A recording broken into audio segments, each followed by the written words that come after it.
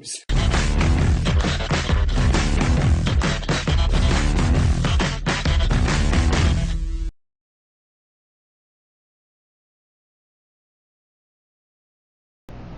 I thought we were done feeling the envy. We felt it with the Incredible Hulk and the Green Hornet. But we're not done. They came out with Green Lantern! Green Lantern is a comic book superhero from DC.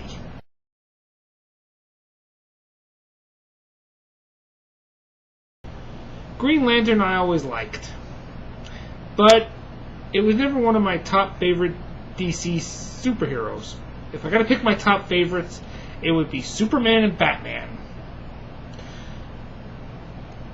But I was excited when I heard they were gonna make a live-action movie adaptation of this character. And who do they get to play it? Ryan Reynolds. I mean, come on. Does he not look like the quintessential superhero? I mean, you just gotta look at the guy and you'll see it.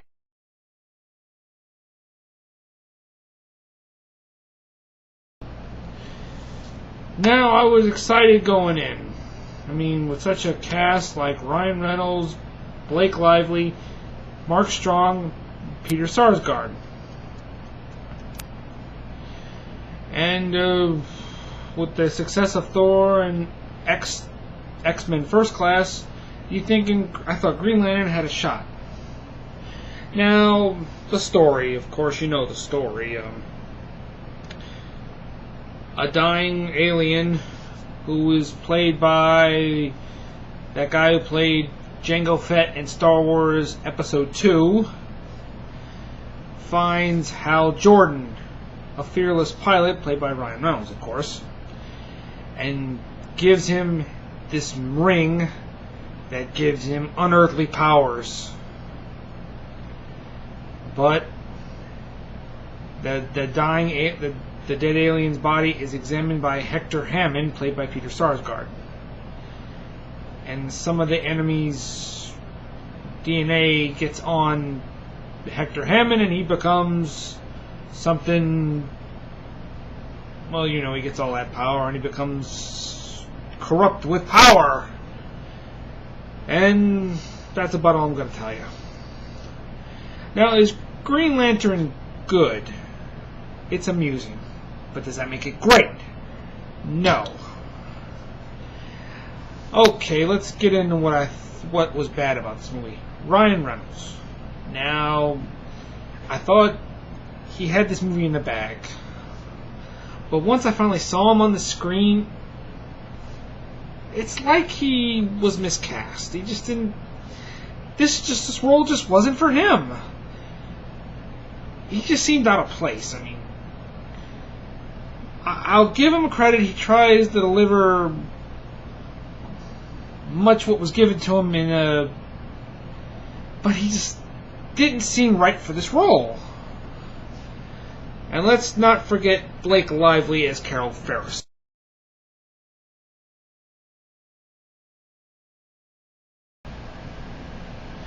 Another one who seems out of place. I think it's because she's in the wrong age bracket, and it really shows with her acting. I mean, her character goes from being strong to weak. And I don't think it's entirely Blake Lively's fault. I mean, maybe it's also because the character was poorly written.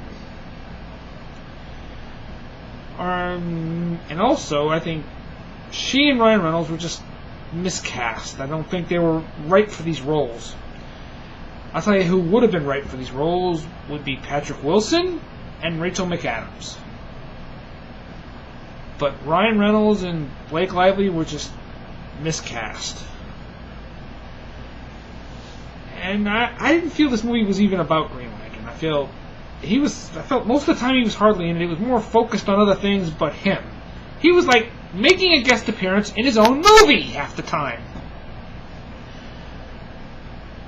And Ryan Reynolds and Blake Lively have very little chemistry. And it's not enough to keep the movie interesting. It's not, no. Okay, and those are my complaints. Now I'm going to get on what I liked about this movie. The special effects were incredible. the fight in the city when Green Lantern has a fight with the, well, you have to see the movie to find out, but he has this awesome battle in a big city, and the stuff he uses with this magical ring to save people's lives. Now, I heard a lot of critics complain that what he came up with was ridiculous, but you've got to ask yourself just this one question. If you had all that power, what would you have come up with to save someone's life? Ask yourself that question. Peter Sarsgaard was good as Hector Hammond.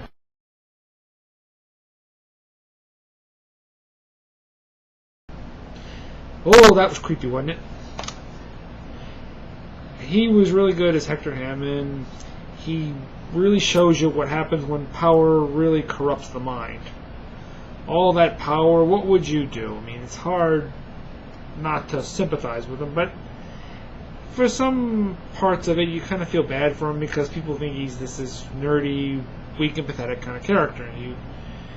But you don't always agree with the stuff he does. No, you don't. You start to dislike him as it goes on. And let's not forget Mark Strong as Sinestro.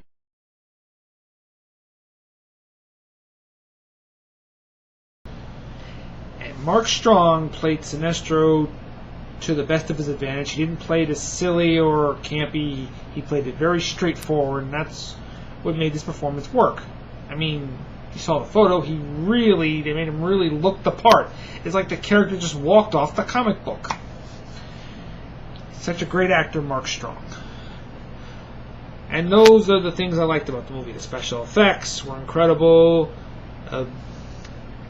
Peter Sarsgaard as Hector Hammond, Mark Strong as Sinestro, and all that. I mean, it's not a great film, but it's not a terrible film. It's not up there with Thor and X-Men First Class, but it's one of those films that you just want to turn your brain off to sci-fi action. That's the movie to see. That's Green Lantern. I'm giving it a 7 out of 10. I know what you're probably asking. How could I give Green Hornet a little bit higher than Green Lantern? Well, here's my thing about the Green Hornet with Seth Rogen and Jay Choi. That was a farce. That was meant to be a farce, and that's all it was, a farce. But you heard my complaints about Green Lantern. It just, on some levels, it fails to hit some of the chords of what we loved about it. So, 7 out of 10 for the Green Lantern. If you're going to do a sequel, filmmakers of this movie, try to do a little better.